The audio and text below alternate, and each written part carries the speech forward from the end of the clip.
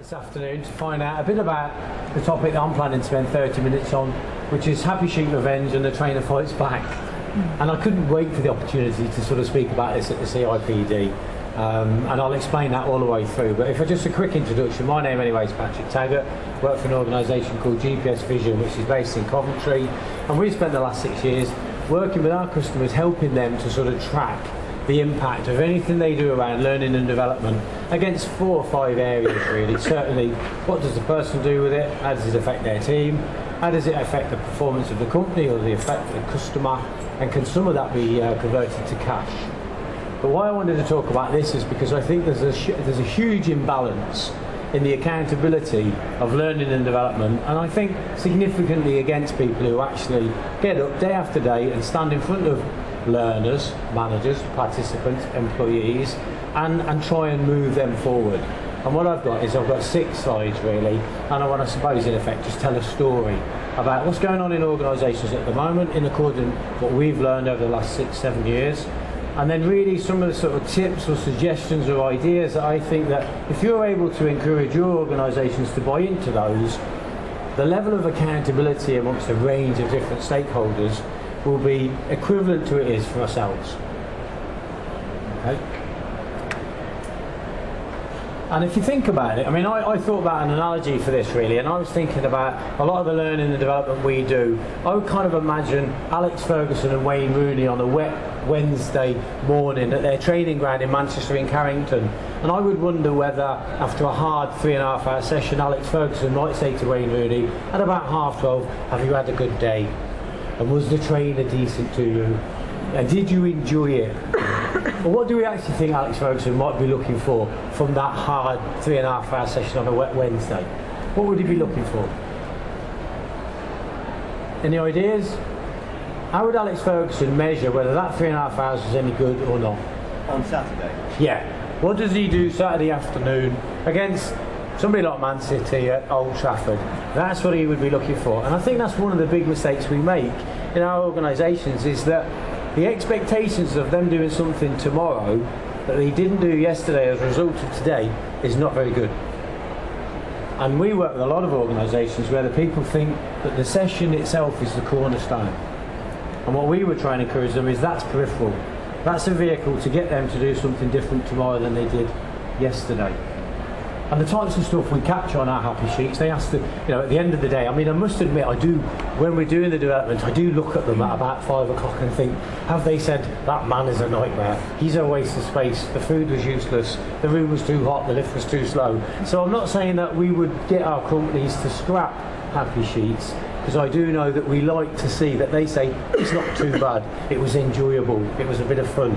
But I would know that I like to make sure that we pin them down 3, 6 or 12 months later and say, what have you done that's affected you, your team, the firm and your customer? And as I go through this, I'll explain a bit more about how we actually, well, get a bit of revenge really, which is how I would see it. I also did a little bit of research on some current providers in this sort of field. And I only picked these up over the last couple of weeks really, and then in our research for stuff that comes through to our organisation, I found this sort of information. And one company saying in 2008 and 9, 94% of our participants have said our courses are great, excellent or good. Against what? All our case studies will show the customer at the end of the day the effect that the programmes have had in a number of different areas. The second thing, we provide excellent value for money. And the good news is, you won't get stung for the VAT. Great, really. And then the last one, and the reason I've put the red in large and in highlighted, this was almost small print, because the bottom bit of the third quote is really what we should be doing.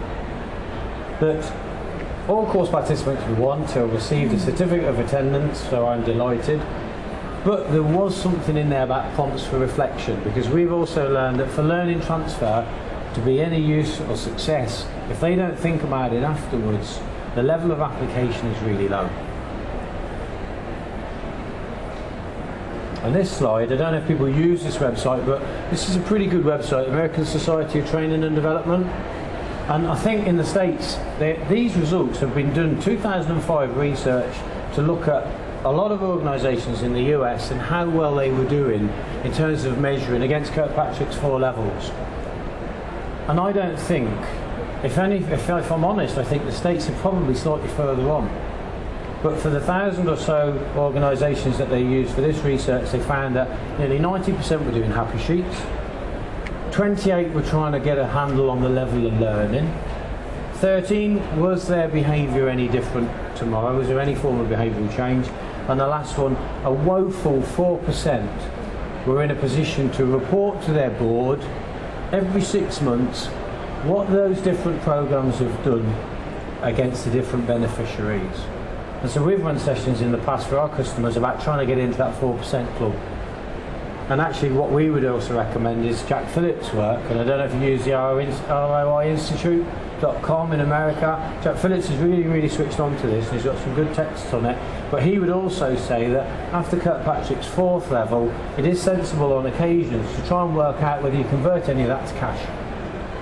And it's going to be savings or increase in revenue. And again, in different sectors we work in, some organisations have to look for savings, but some can actually look at increasing revenue.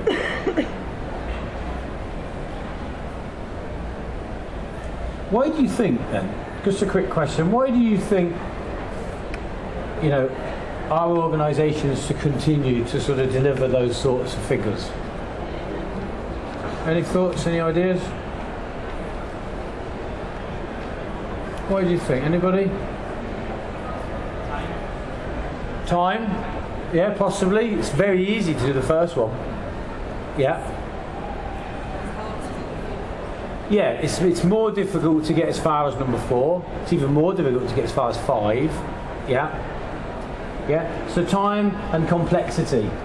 But I suppose as a profession we also need to understand that people in the finance teams, the finance director and that, they can be a little bit pious about cutting budgets if we don't give them the results to say that we spent 10 on this, but it saved us 85,000. We spent 15 on that, and it saved us 15 on that. So we either improve it or we scrap it, or we're satisfied with that.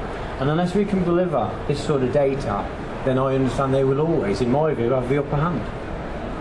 Not that their ROI is any better, but they have got a power base.